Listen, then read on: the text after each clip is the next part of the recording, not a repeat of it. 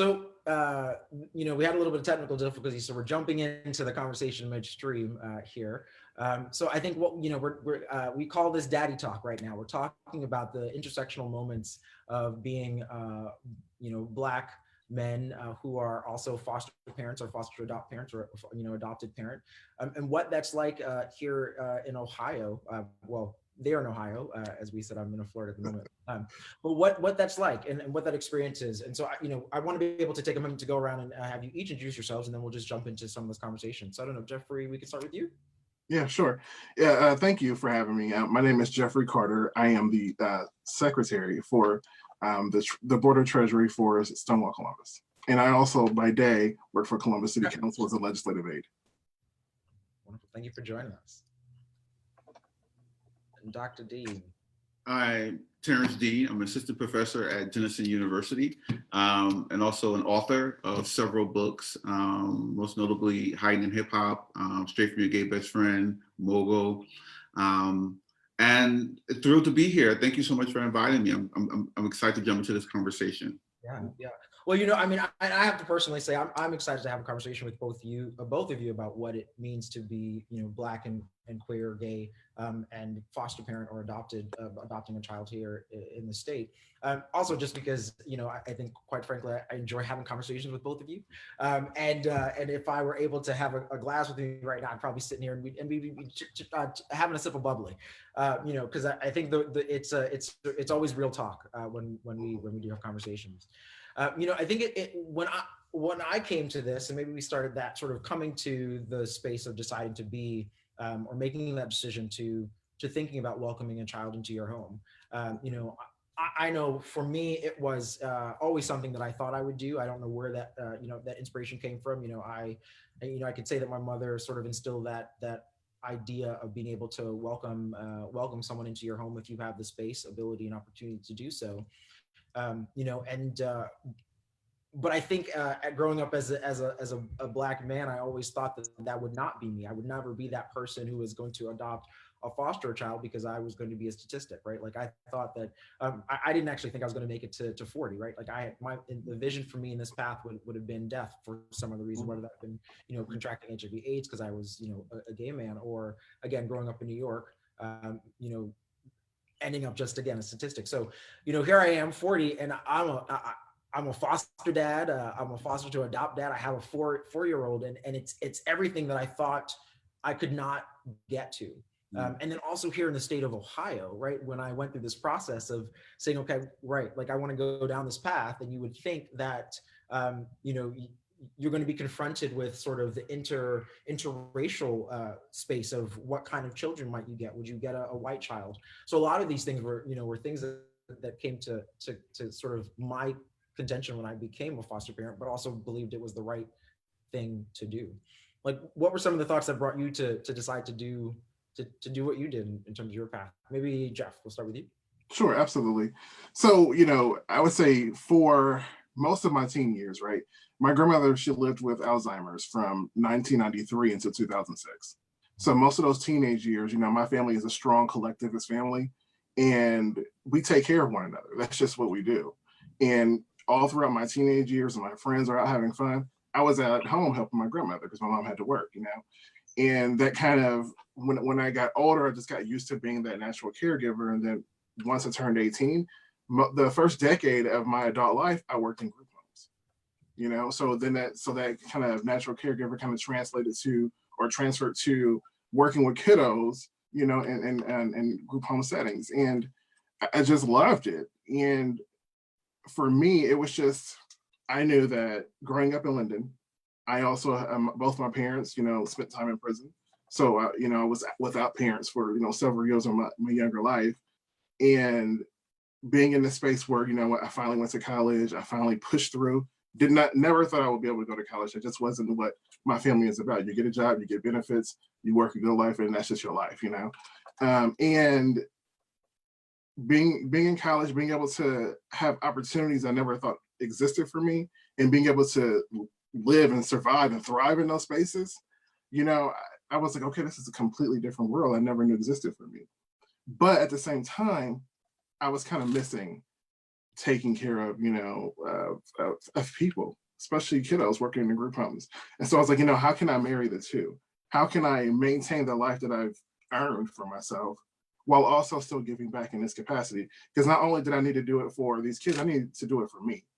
And I've been doing a foster parent for about 3 years, and I love it. It's amazing. And we typically, my husband and I, we like teenage kids, right? Because we want to be able to prepare them for adulthood, and be able to. And my husband is a psychologist, so having that type of experience and understanding how their mind may work, and then my personal experience coming up, again, not having parents for years, taking care of my grandmother, working for kids, I was also prepared on the other end of the spectrum to try to, prepare these kiddos for adulthood. So, and that's what we've been doing for, like I said, the past 3 years, and we just love it. And I think it's the best kind of crazy, if you will. And I say crazy because it's such a, you never know what you're going to experience in this world. Yeah. And you're scared when you first get your kid, because you don't know what this kid is like. And you go through all your trainings, and they prepare you for so many different scenarios, but these kids are so unique and so different. Right. So you never know what this kid is going through and how they're going to respond to these things, that you have to be prepared. And along the way, you're going to make mistakes, but I'll stop there because I'm kind of getting off on a different tangent. So yeah, no, well, it's a conversation, and we want to explore all of it. And I think it's interesting as you think about age, because we sit down, and if you're adopting a child or a foster parent, you have to fill out an application and decide the college student. Mm-hmm. I was going to say student, my former admissions officer days.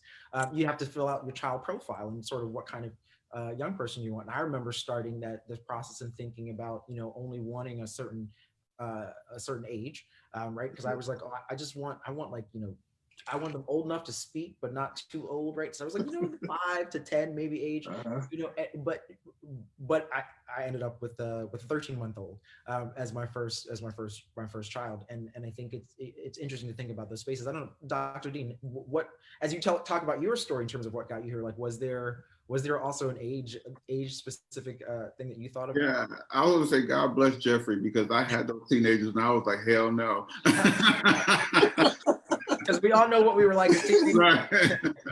But because I got some teenagers and I was like, no.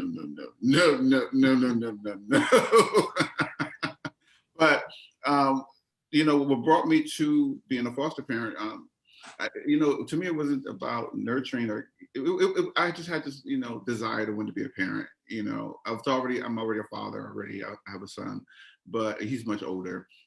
So, but he still tries to act like a kid. And I'm like, you're a grown man. Like, I don't take care of you no more. We all may want to have those we all want to have a grown kid day sometimes. So, but I was just, during COVID, when COVID happened, I was watching the news and they said they didn't have enough homes for kids. And that is what got me that news story. And I picked up the phone and made the phone call. And it was kind of like walking through a nightmare dream, because I was like, I can't actually believe I'm actually doing this. And then the universe kept telling me, yes, you are doing this. We're going to support you doing this.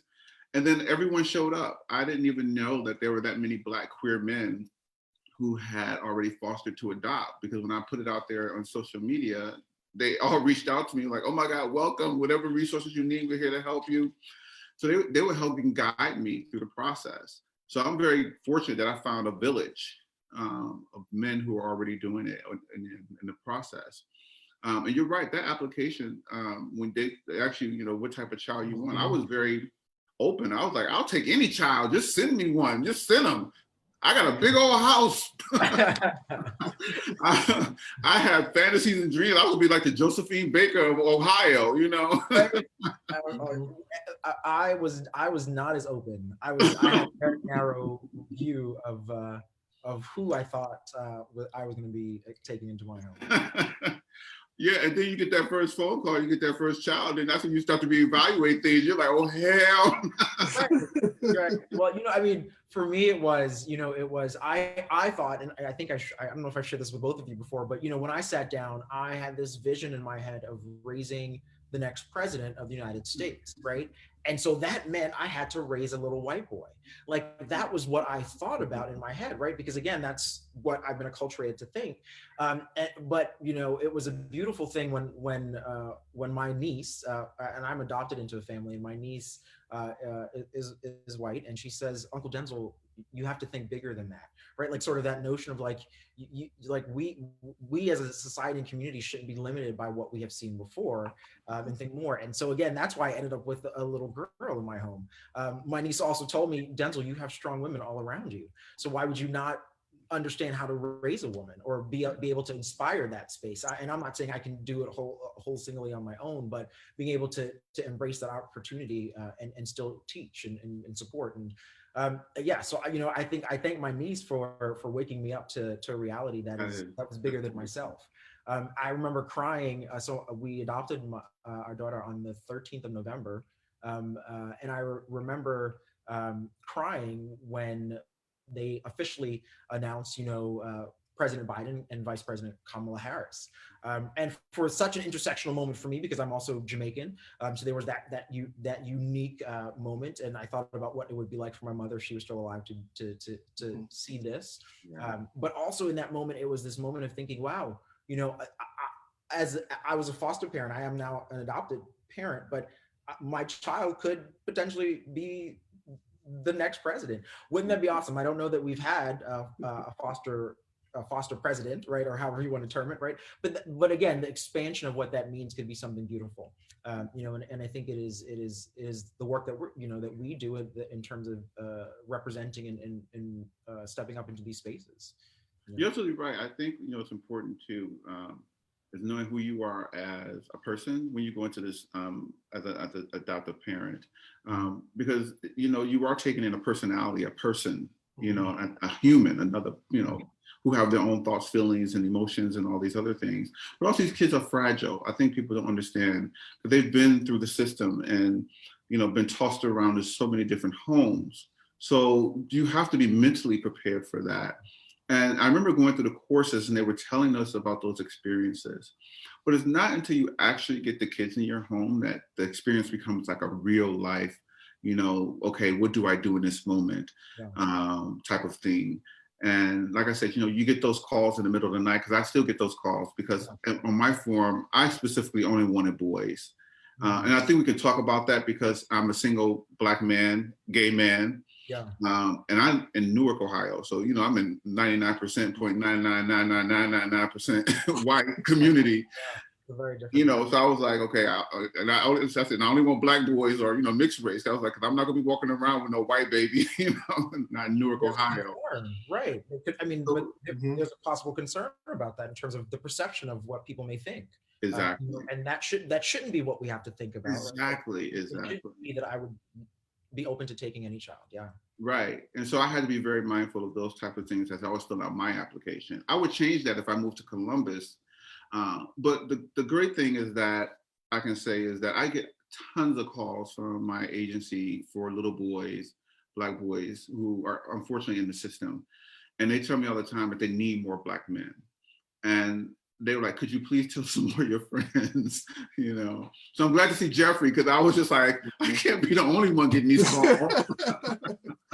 Yeah, you know what? When I was completing, when my husband and I were completing that form, and my husband is Jewish, so, we both, it was like, whether we have a Black kid or a white kid, there was going to be moments when we're alone with this child.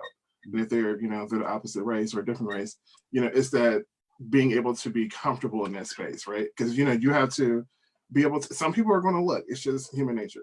Some people may even be bold enough to ask questions, right? So you have to be able to prepare yourself to, one, make sure that this child is comfortable in this environment, because you'll be surprised how resilient these kids are.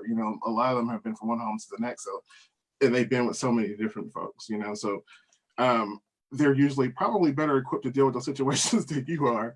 But it still gets uncomfortable, because you want to make sure that you don't react in a way that makes someone know, oh, this is just my foster son, or this is, you don't want to do that. You don't want to create that barrier between you and a child, because that does resonate, and that's going to affect them later on.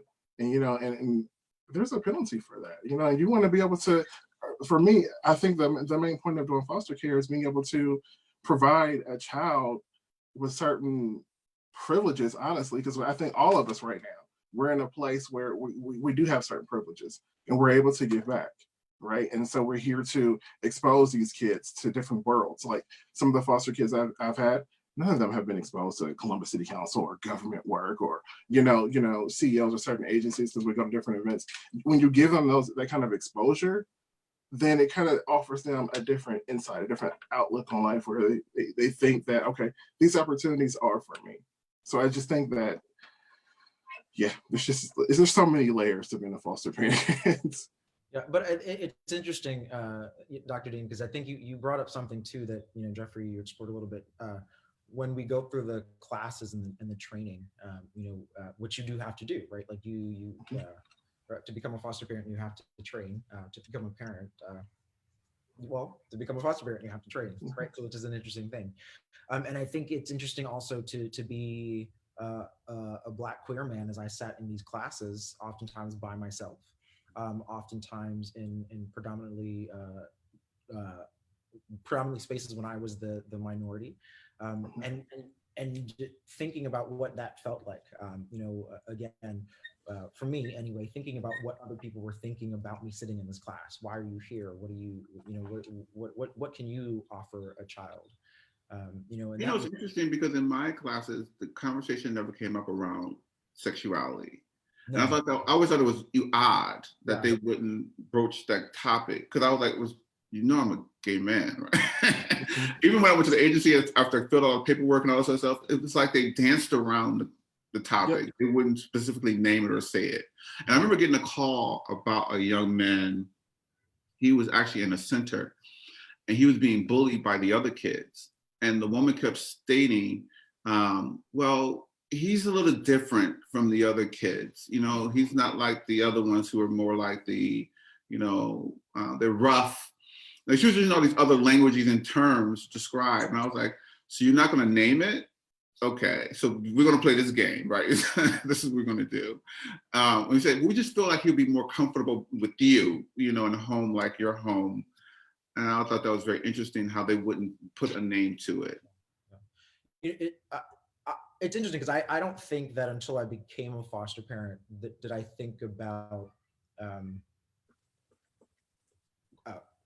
queer or gay kids in the foster system, right? Like, I mean, I've thought about them in the system, but I didn't think that would be on the checklist. I guess maybe that's probably the better way to phrase it, right? Like, as I sat looking at this list, I didn't think that would be an identity conversation. But again, right, that it was, for me at least, heartwarming to be able to say, you know what, that is another connection, that if there's a young person who will feel more comfortable in that space, here I am, right? Like that intersectional identity allows me to be there. But it wasn't something that I thought about in the process, right? Like, and when you see it on the list as an identity box that you can check, it sort of, again, for me it was a great moment because I could say, yes, I can handle this, right? I can work with this, or I can deal with this and embrace it and be, a space for a young person to feel comfortable. So, Did either of you have those thoughts about it, or did you?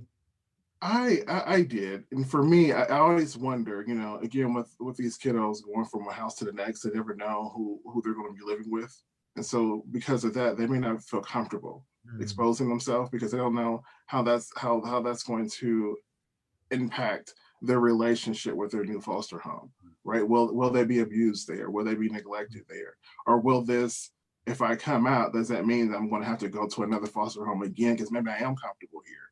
Yeah. Maybe I do like it here. And if I say something, they may not be comfortable. So I think that being a foster kid keeps them somewhat in the shell.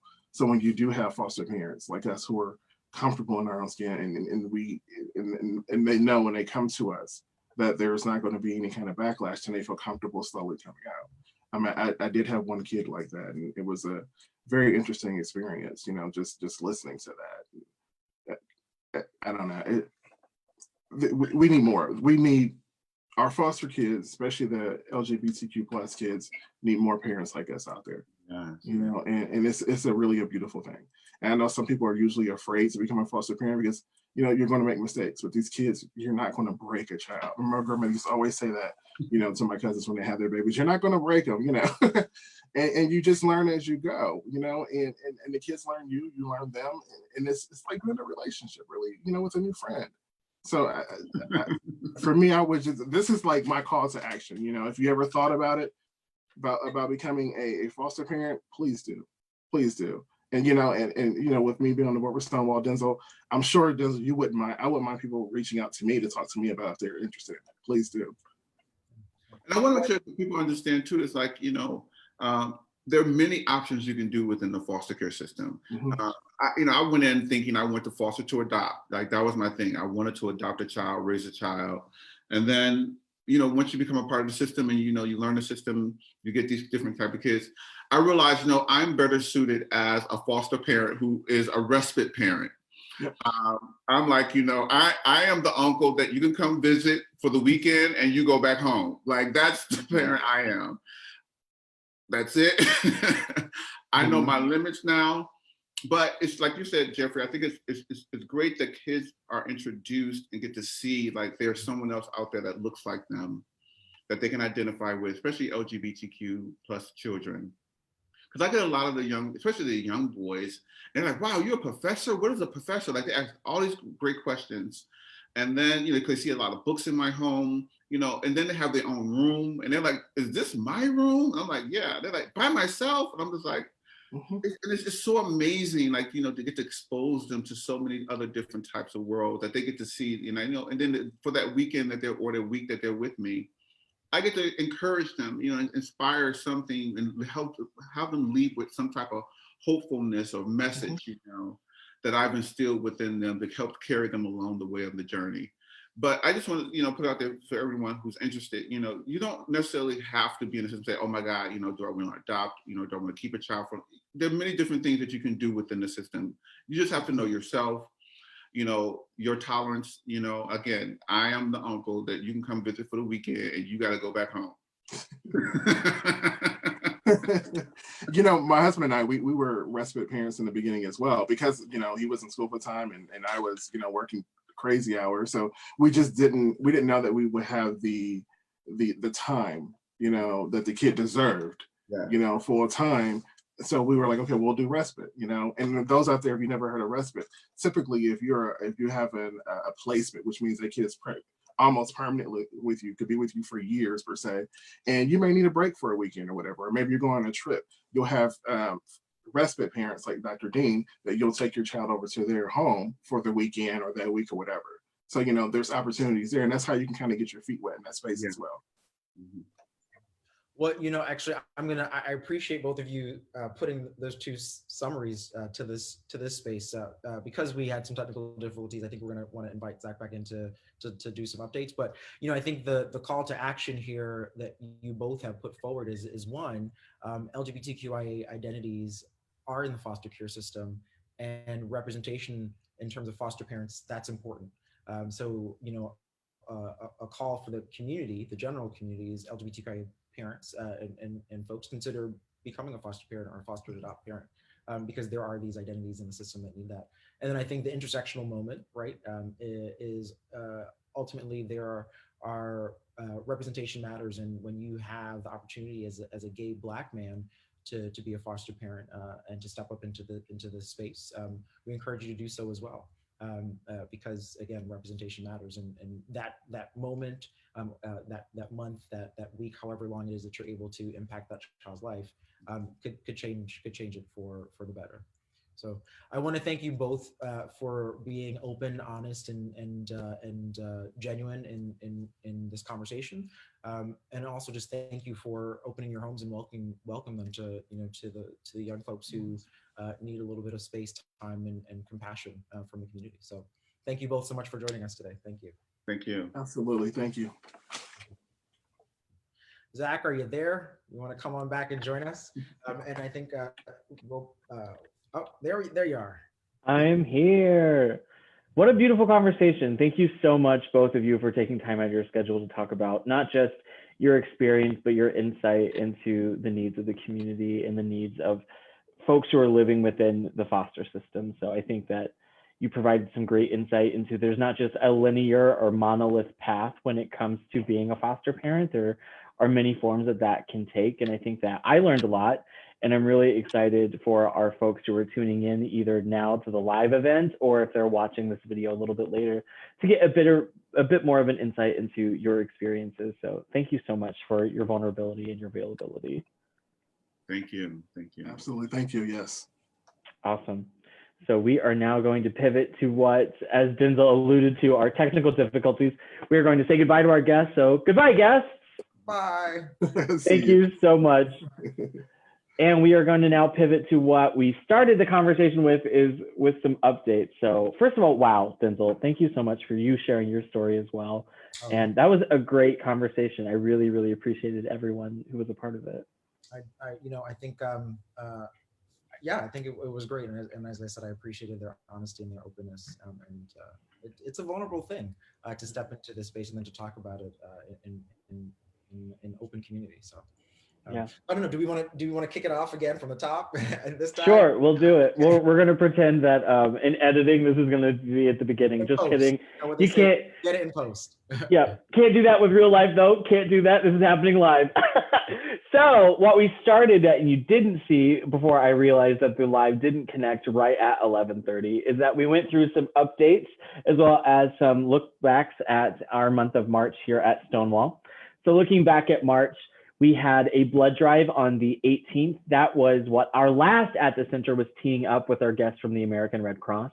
So to give you some updates, we met our goal of 21 pints of blood donated, which equates to potentially 63 lives. And so the conversation we had with our last at the center live event was discussing the advancements that are happening to end the discrimination that exclude men who have sex with men as donors whenever we are collecting donations.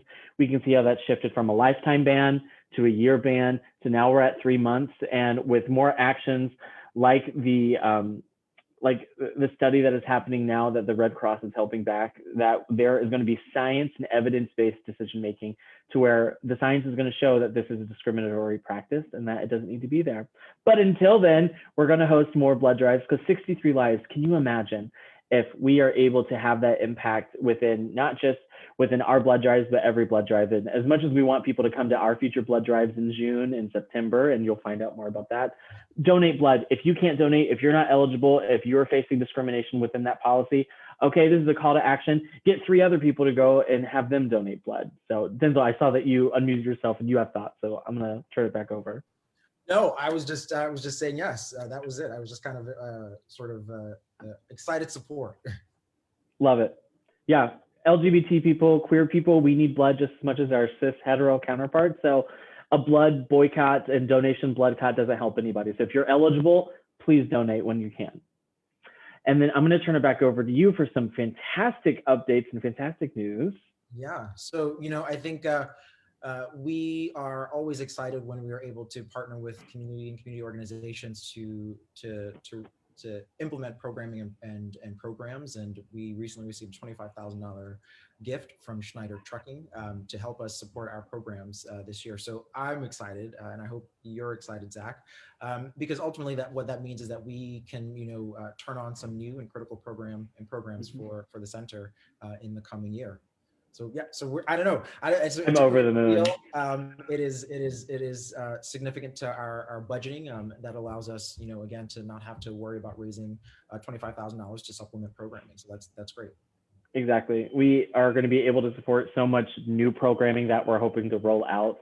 A point that we made at the beginning before we were live is that April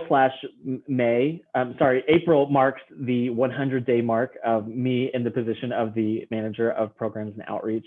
And it also marks Densil's first 100 days as the executive director, minus that little interim that's no longer applicable. So we're excited to see the changes that have happened from January to now. And I think as we reflect, a lot has happened, not just within Stonewall, but within our country and within our cultural zeitgeist. And we are really excited that as much as we have been putting a lot of work and effort into kind of re-looking at the foundation of some of our programs that we have offered here at Stonewall, we're very excited about uplifting and creating new programming to where we're going to be able to meet the needs of so many different nuanced identities within the broader LGBTQ plus community. And we're excited to see how this gracious donation from Schneider Trucking can translate into action items. So super excited about that. The 29th of March marked the halfway point for our DBT group, otherwise known as Don't Break Thrive. If you're unfamiliar, DBT, or Don't Break Thrive, is our non-clinical version of dialectical behavioral group therapy. So again, not therapy, but it is using a therapy modality that is meant to provide emotional regulation as well as some moments to become more mindful within our actions. We're really, really excited at the progress that we've had with that. This program is a 16-week long cohort model. And so the 29th marked the halfway point. So folks who joined at the halfway point of the last cohort graduated. So congratulations to those folks. Really excited at your participation. 16 weeks is a commitment, but we know that it is an investment within and ourselves.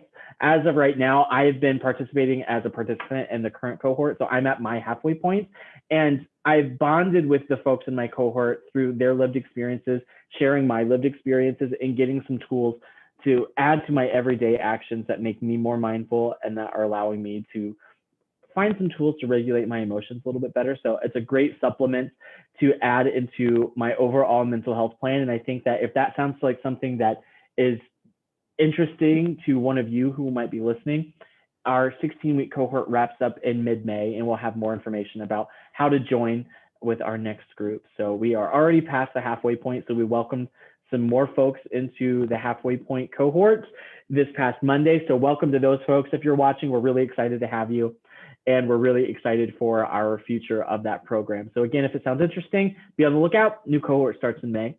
We also have our women's book club. In March, they read The Daughters of Eerietown by Connie Schultz, and I hear that Densil is a fan of that author. So really excited that our women's book club was able to uplift a title that is exciting to our executive director. If you are interested in the women's book club, you are able to join them. They meet the third Wednesday of every month. And in our upcoming events, I'll tell you a little bit more about that. March is also Women's History Month. So if you follow us on Instagram or on Facebook or Twitter or wherever our social media platforms are, you saw that we had a few moments where we were able to uplift some trailblazers within LGBTQ plus women's history. And we wanted to take some time just to recognize and to thank all the accomplishments, all of the ongoing support that women provide. So thank you, women, overall.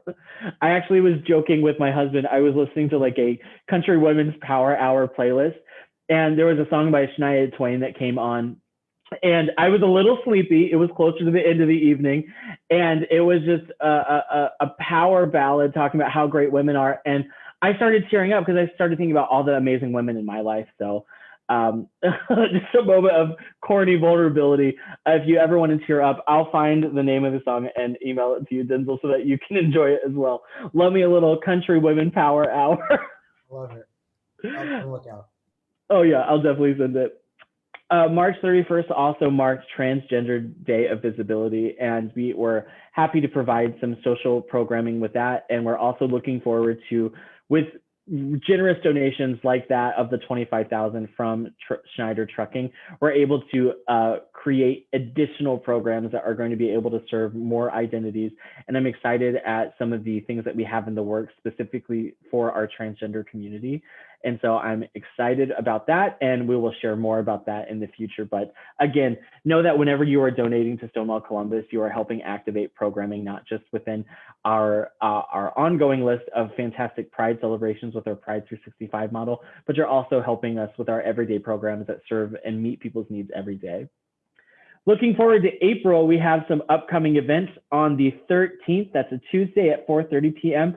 Our Trailblazers, if you're not familiar, that is our 50+ organization. They will have special guest Helen Yee, who is going to be leading a great session called Meditation is Not Just Woo-Woo Stuff, which I think is a fantastic title. So if you fall within that age range, again, 15 above, that is a big group of people. So if you want to learn more about meditation, and you want to, maybe if you're more of a skeptical person who maybe doesn't see how meditation can benefit you, let's learn about it with the vulnerability of understanding that this might sound a little woo-woo, but we're going to look at the benefits from it. And we're super excited to have Helen Yee join our Trailblazers on the 13th. Another guest that day is going to be Buckeye Spectrum from The Ohio State University, which is their LGBTQ plus student athlete organization. So I met with one of the student leaders as well as their advisor last week. They have so many fantastic ideas for moments of collaboration between Stonewall Columbus and the Buckeye Spectrum. But we're starting out with a moment of collaboration to introduce them to our Trailblazers for some intergenerational programming collaboration. We're super excited about that. To learn more about Buckeye Spectrum, you can look at the student activities and student involvement page on OSU's website. As of right now, they have 8 of 36 athletic groups represented. So I don't think that is a small feat at all since they just started this past fall of 2020. So congratulations to them, and we're super excited to have more moments of collaboration with you. We also have the Women's Book Club title for the month of April. Again, they're going to be meeting on the 21st, the third Wednesday of the month. This month, they're reading Educate by Tara Westover. So if that sounds like an exciting title for you, head to our website, stonewallcolumbus.org, and you can look under programs and find the Women's Book. Over to Densil to discuss the Pathways to Parenthood conference from Family Pride Network. And that is going to be on April 18th. And now I want to hear more about this exciting conference from Densil. So Zach, I can't tell if you froze or if it's my internet, but we may want to turn your camera off, turn it back on, and see if it comes back. But we are excited.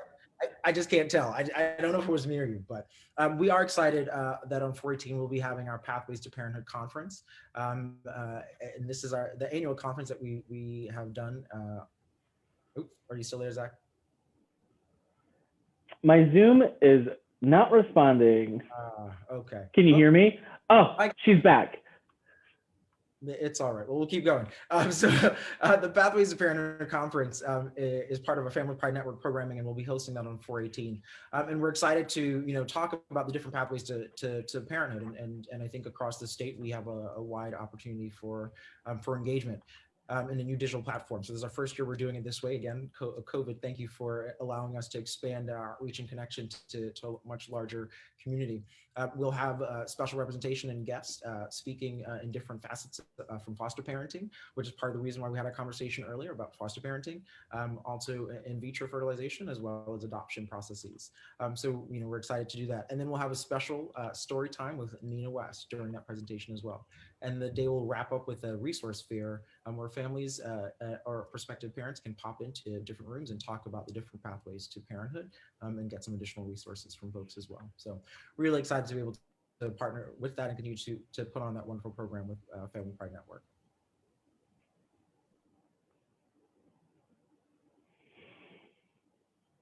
Can you hear me, Densil? Yes, I can. Okay.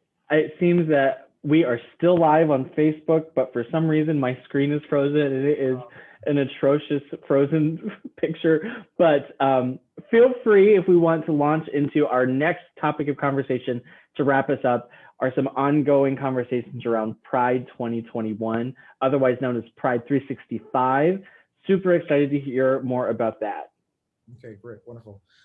Well, I think we are excited to really consider what Pride looks like in 2021 and moving forward, and the notion of moving Pride from not a singular moment, not a weekend, not a week, but to a movement, and really rethinking about what it means to celebrate our Pride 365 days a year.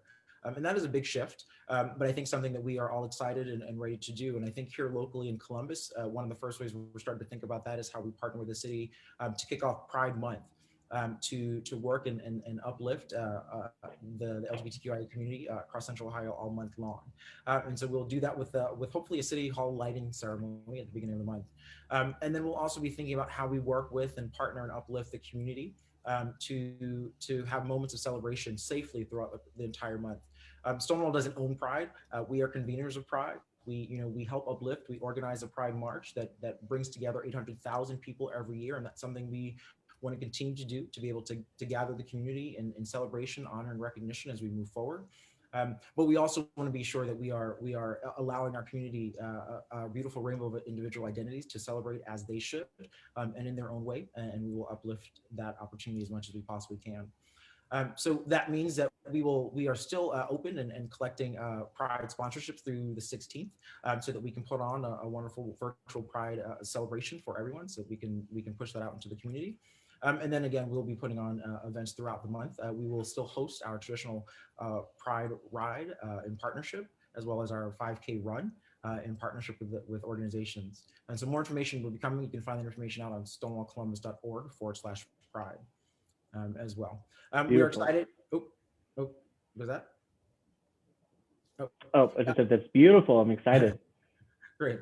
And then we are also welcoming an events coordinator on April 19th to help us continue to execute and put on some of these programs, such as Pride, such as our Veterans Month program, and hopefully also our 40th anniversary celebration later this year in September. And then soon, we will also be putting on sale and online our Pride boxes to help us celebrate Pride safely at home this year. So these boxes will be something that we will put up online, and they're helping a fundraise to execute programs and operations at the center. You'll have a couple of varieties from our moment box to our movement box, as well as our Pride brunch box. So you'll check back up on our website for more information about that. And then later on this month, on April 26th, we'll be excited to talk about and announce our Patron of Pride, which is a little bit of a shift and change for us. We'll be talking about how we uplift an identity that is looking at celebrating Pride and living their truth all the time. So really thinking about a patron, someone who is recognizing the community for their encouragement of being your full self and living your truth. So we're excited to be able to push that information out on April 26th. I want to thank you all so much for joining us today. I think Zach has gone. It has been a robust conversation with Dr. Terrance Dean and Jeffrey Carter of the Stonewall board. So we thank them so much for kicking off this program with us. And I thank Zach for always being a great partner and kicking off today's At the Center with me. Hopefully you'll join us next month during May as we give more updates about Pride and think about Pride Month in June. So thank you so much. Have a great one.